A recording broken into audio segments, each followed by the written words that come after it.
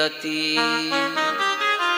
हे सोनक, सबै पुंसाम परो धर्मो यतो भक्तिर अधोक्ष्यजे। परम धर्म का स्वरूप ही है जिसका नाम है अहेतु की भक्ति।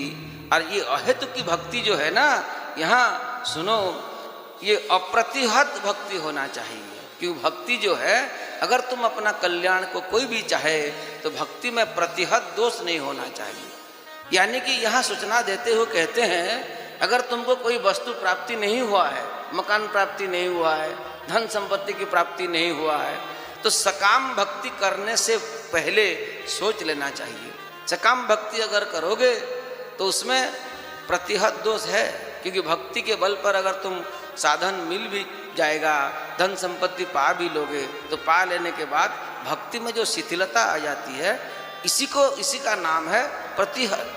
तो ऐसा अप्रतिहत अगर है तो कुछ नहीं चाहिए भैया। भगवान की करुणा, भगवान के नाम रूप लीला धाम में ही हम डूबे रहें, ये जो है ना भक्ति में, इसी में अप्रतिहता दोष नहीं होता। और जब अप्रतिहता भक्ति हो जाता है तो जीव का कल्याण सुनिश्चित है। बोलो भक्त वत्सल भगवान की जय। इसलिए देखो, भक्ति योग वासुदेव भगवती भक्ति योग प्रयोजित जनयत्यासु वैराग्यम ज्ञानम च यधैतुकम।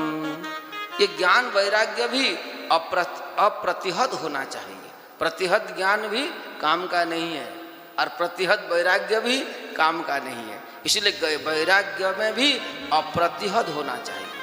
इसलिए मैं आपको बता रहा हूँ, ये कल्याण की परम स्वभाव है कि ज्ञान वैराग्य भक्ति ये तीनों अप्रतिहत होना चाहिए। यानी कि भगवान में निष्काम प्रेम होना चाहिए।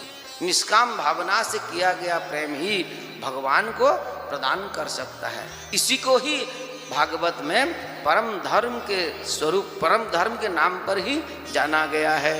क्योंकि भागवत धर्म ऐसा एक धर्म है, यहाँ तुम निष्काम से ही भगवान को पा लोगे। कुछ यहाँ कामना करने की आवश्यकता नहीं है।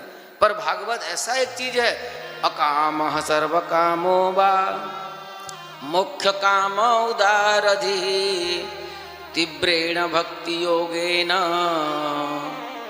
ययेतं पुरुषं परम। वही परम पुरुष श्याम सुंदर को, भगवान को कोई भी किसी भाव से, किसी प्रयोजन से भी अगर ढूंढेगा तो भगवान को प्राप्त करेगा। पर यहाँ देखो, कहते हैं भगवान की अगर प्रेम चाहिए, भगवान के घर चाहिए,